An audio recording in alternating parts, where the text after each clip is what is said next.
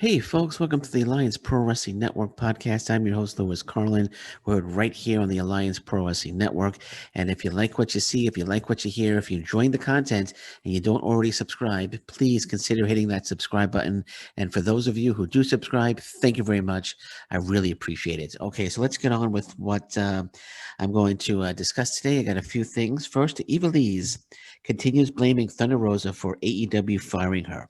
And ringsidenews.com has the article here. And it says, when speaking to Lucha Libre Online, Ivelisse revealed that despite being utterly shocked at her release, she saw it coming after her name was dragged through the mud. And Ivelisse was quoted as saying, I was in shock, definitely, but not as much because I already recalled everything that went on in the past. So I had an idea. I noticed too late just how much damage was made to my name. And I only realized after analyzing the chain of events from everything that went on, and it made a lot more sense because this and this happened because of this and whether it was fair or not. And then Ivelisse then blamed Thunder Rosa once again for doing everything she could to damage her reputation within the company. And Ivelisse again quoted saying, at the beginning, everything seemed great. I had my hopes through the roof and I was very happy. But I'll be very honest with you. I said it the first day of my release, I felt valued and happy.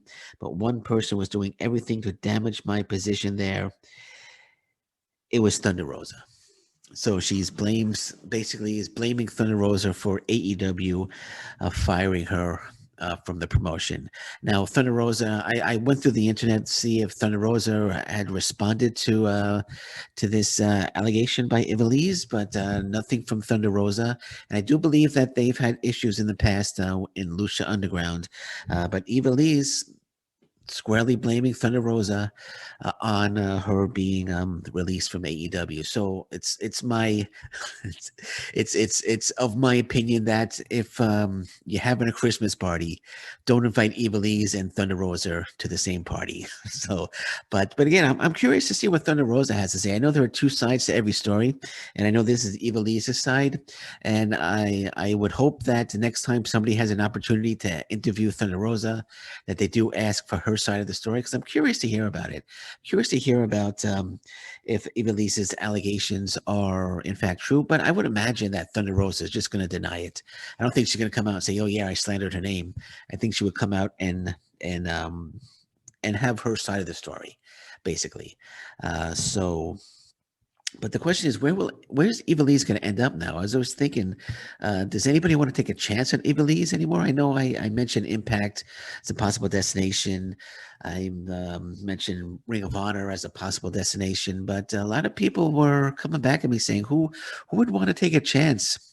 You know, with all the bad stuff that's gone on in the past, all the negative stuff that's gone on in the past with Ivelisse, they said that she's trouble. She's a troublemaker. I don't know if she's a troublemaker. I mean, she's had issues, but everybody has issues, right? I have issues with people.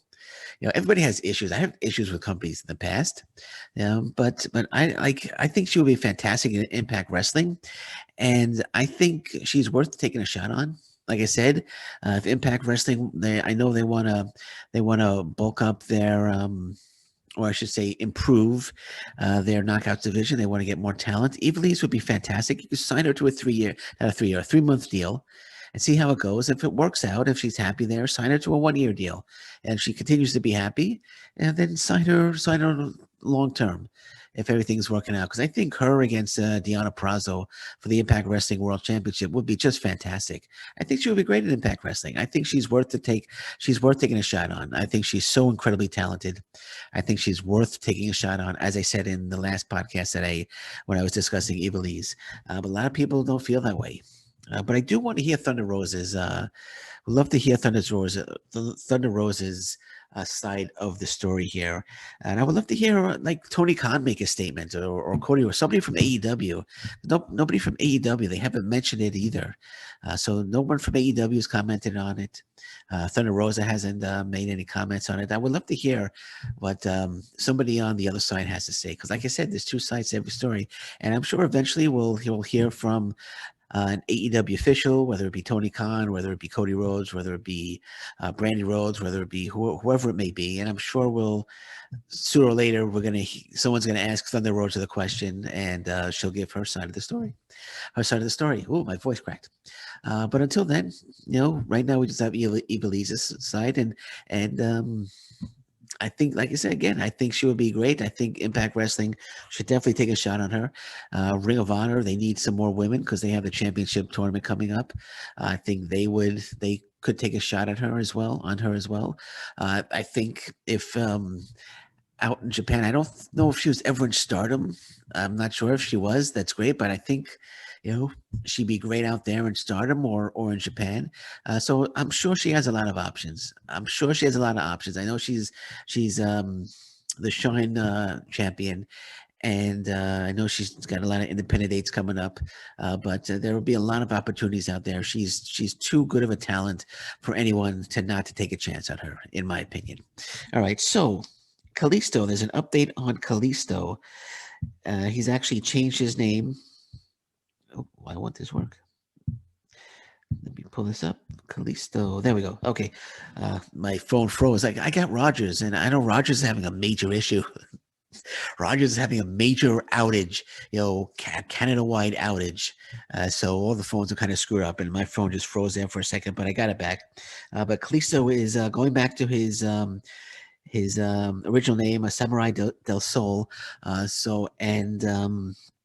I'll just read it. There's an article here from Wrestling Inc. It says Kalisto recently updated his official website and included a countdown clock, which is set to expire when his 90-day non-compete with WWE expires on Wednesday, July 14th.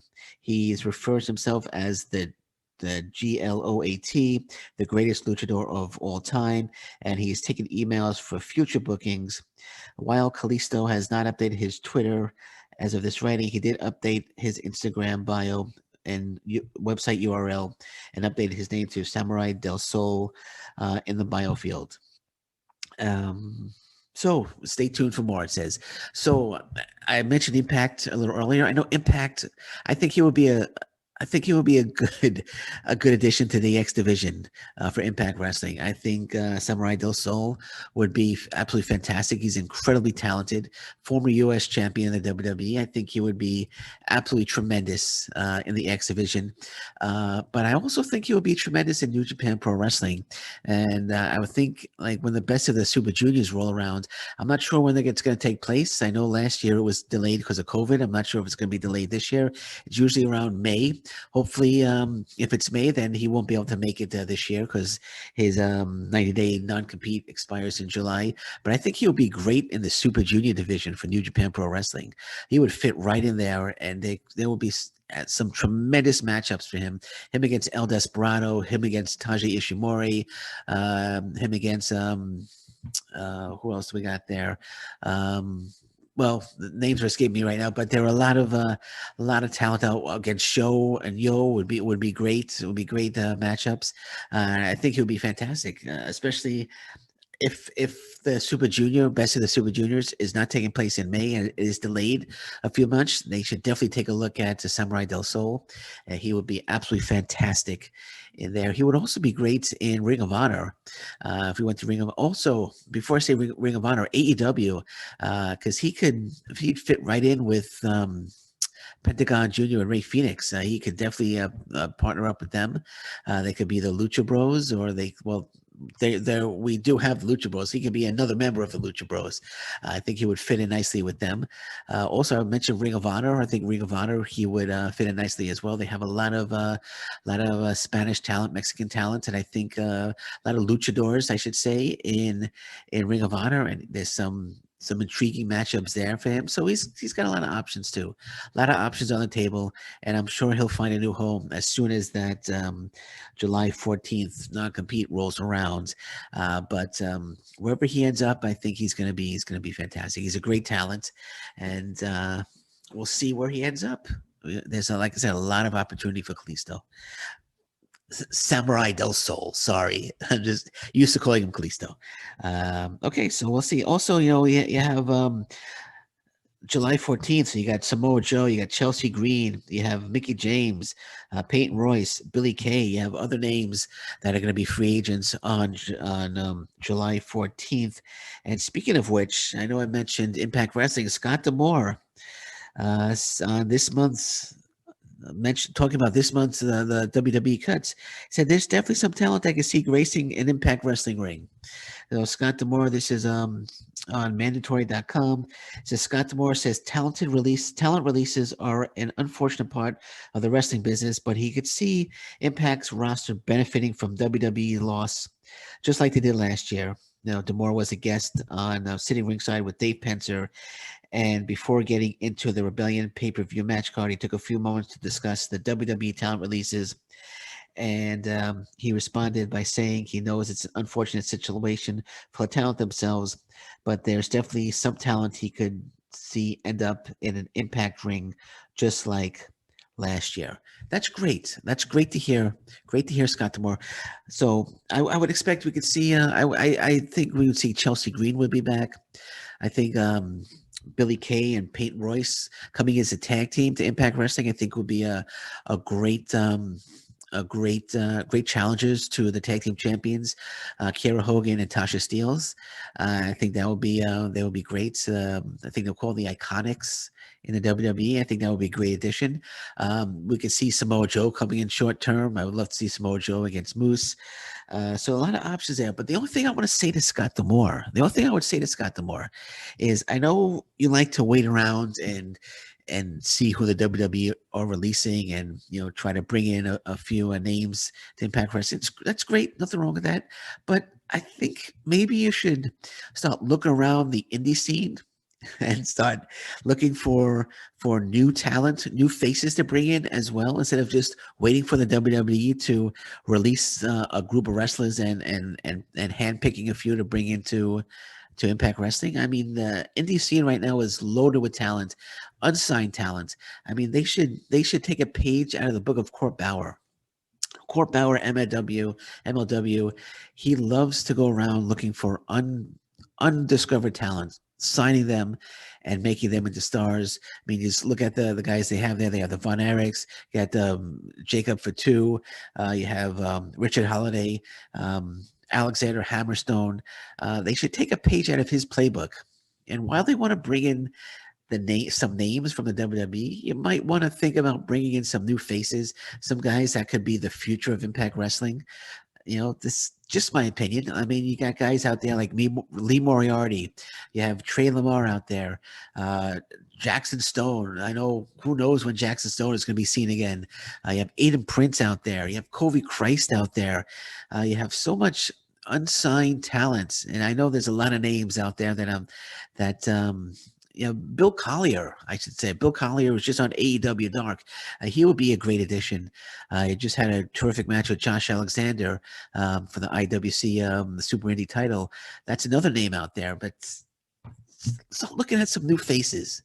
That's the only advice I would like. If Scott D'Amore asked me what I would like to see in Impact Wrestling, that's what I would tell Scott D'Amore.